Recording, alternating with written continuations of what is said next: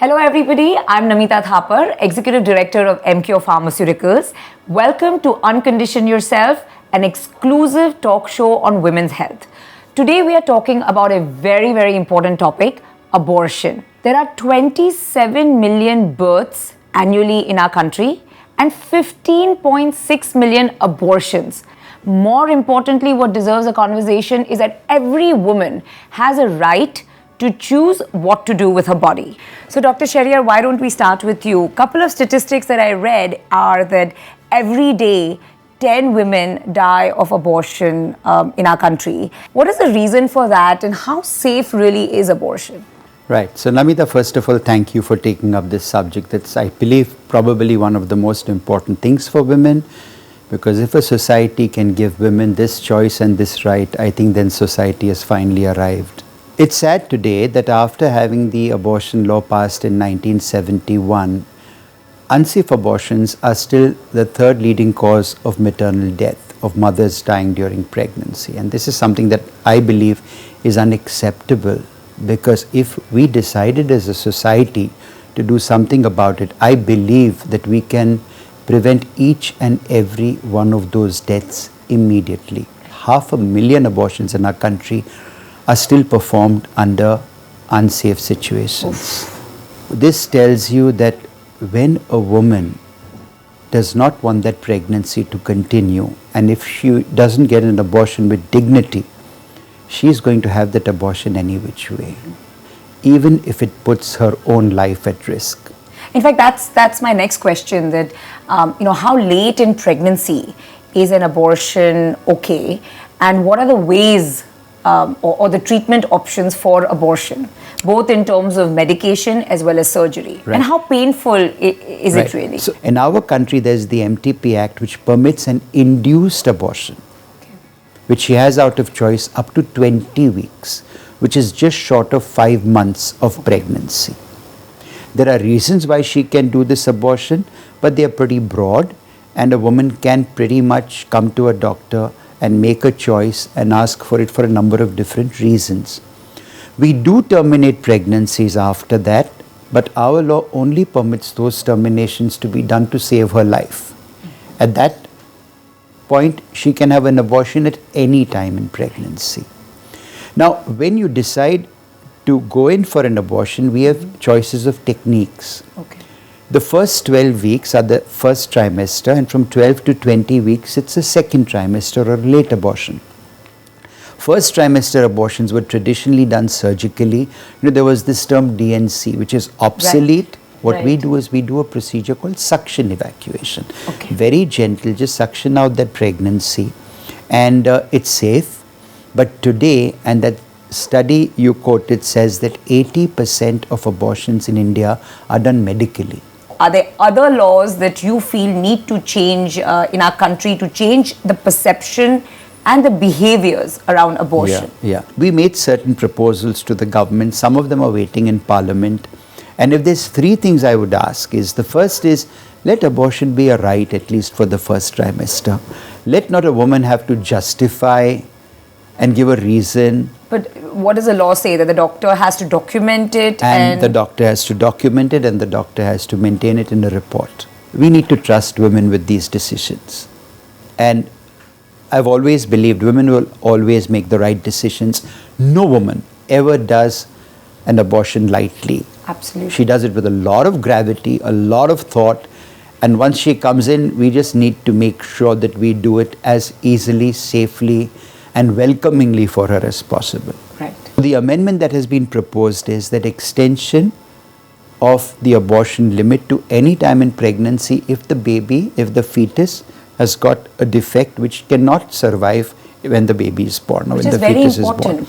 And the other extension which was proposed is that at least give women in vulnerable situations, rape survivors, very important, unmarried women, a little more time, because these pregnancies are always concealed, and by the time they come to us, it's very often beyond the 20-week gestation, and then we can't have all these things going to court. This is a decision by the woman and her doctor. Namita, I've got a third ask. 15.6 million abortions a year, and the people who are allowed to perform these abortions at the moment is only a doctor with an MBBS degree with training or a gynecologist. So a recommendation was made to have mid-level providers. Providers who don't have to be MBBS trained, but who are trained to help women access abortions, which could be nurses and which could be doctors of alternative specialties. In India, we are fortunate to have the Ayush doctor who also has medical training. And I dream of the day when women can actually remote access their providers.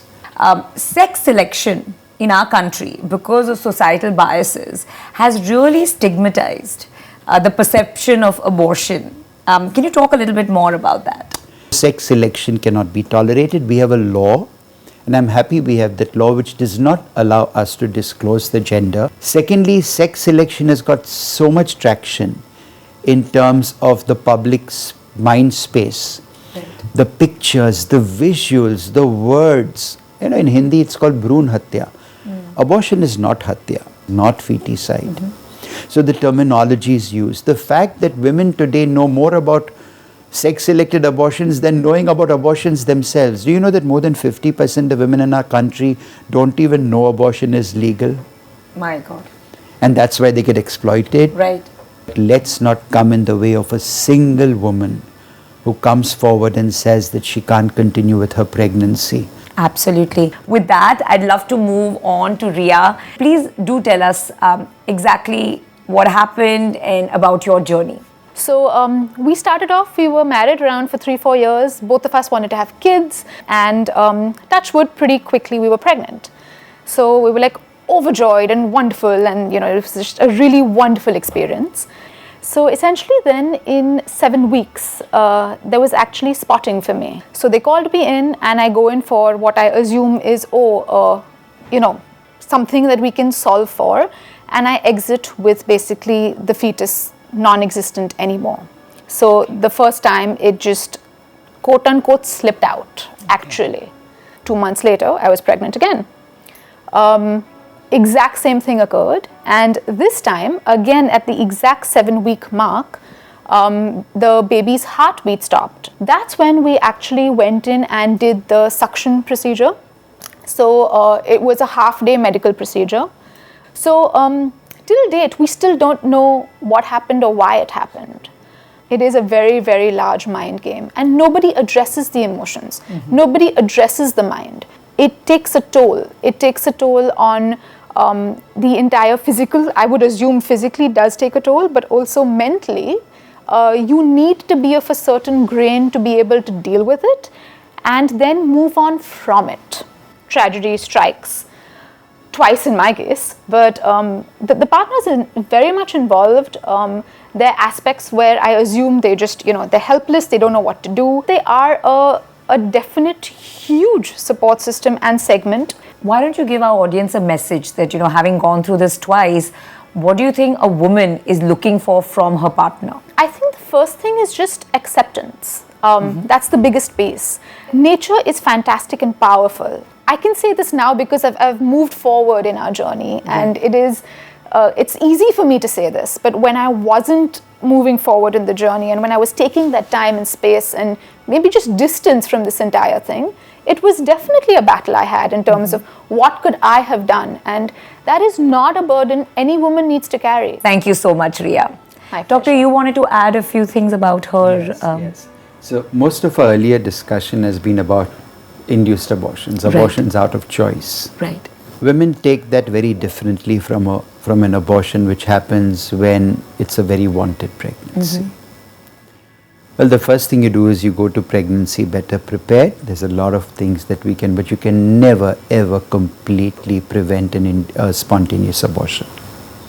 So in that situation, when it happens, you always try and get a reason. Now, interestingly, the difficult ones are when you just don't find a cause, and the woman has to find the strength to just keep going. And I can tell you I have nothing but admiration for them. I give her a lot more credit than just being an oven. I like that phrase, an oven. I'm an oven. It's amazing what women do for humanity. Our team visited the home of a lovely lady, Sakshi, to hear her story. So let's watch that right now. Hi, this is Sakshi Gulabani. So I got pregnant when I was 36 years old. I wasn't very happy because I wanted to pursue my career. So the first thing I did was I shared it with my husband and I told him that though it's a lovely news, but it's too early in our marriage that I'm not ready for a responsibility like this. I made a decision with the help of my husband, who was very supportive, and was the first abortion I had to take in my life. And till 38 years of my life, I never felt that I wanted to have my own children. I love children, but I never felt that I was ready for all those duties. So I finally delivered my son in 2012. Dr. Nozer was my God who helped me deliver him under little difficult circumstances. And it was going on beautifully till the 6 months. My son turned 6 months and I get to know I'm pregnant all over again. But there was a very big feeling inside me that I wasn't ready for it. And as I would like to say, my husband's a pilot. I till COVID happened, that he's lovely around us and we're doing parenting together. I was a single mother. So I wasn't sure if I was ready to be a single mother to 2 kids. This was one of the factors. The second big part was we can't forget about the economic factors which plays in bringing up the child, with all the facilities possible. I believe in one thing as a woman. It's somewhere my body. It's not somewhere. It's my body and it's my choice of my life. Abortion is a very big taboo still in our society, and the more educated you are, the more you can be looked down upon, making choices for your life. Somebody could say, you choose to do this because you were selfish. And I would say, I don't mind being called selfish because I believe in being happy. And my happiness was coming truly, truly from my own capacities, my own abilities. It's a mixed group of people who judge you that how could you abort a child?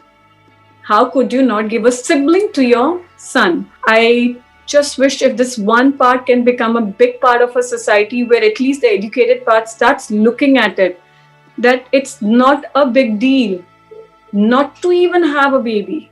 So that's what I sum up myself here. Thank you. Dr. Nozer, could you tell us a bit more about your experience with Sakshi? So, there's this quote from Anasuya Sengupta who says, too many women in too many countries speak the same language of silence.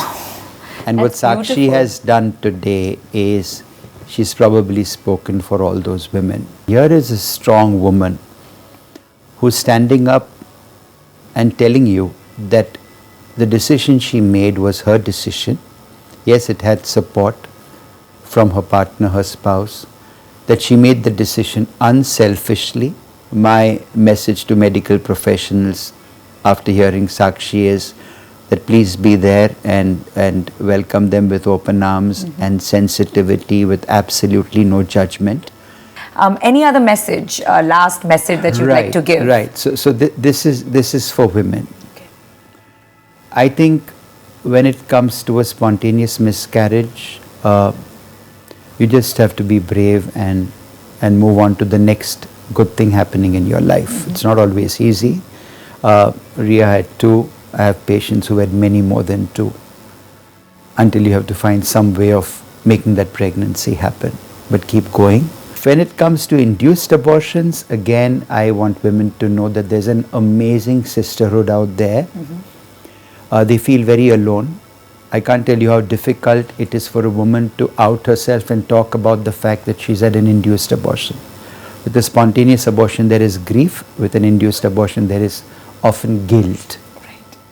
So every patient of mine who has an induced abortion is told that you're not alone. What you're doing is done by 15.6 million women in India and 56 million women in the world each year. Right. And there's no way, if 56 million women are doing it each year, that it can be wrong or immoral, and you've done what is best, and you're not just doing it for yourself, you're doing it for everyone around you. Absolutely. No, that is so well said, Dr. Nozer. Thank you so much for bringing this very important point to our audience here today. No, and I must confess that this has been one of the most emotional episodes that we've shot for Uncondition Yourself. and just the magnitude of grief, of guilt that women go through. I love what Dr. Shehryar said about they need acceptance. They need, most importantly, a non-judgmental society and some very, very progressive laws that are going to support them and help them heal.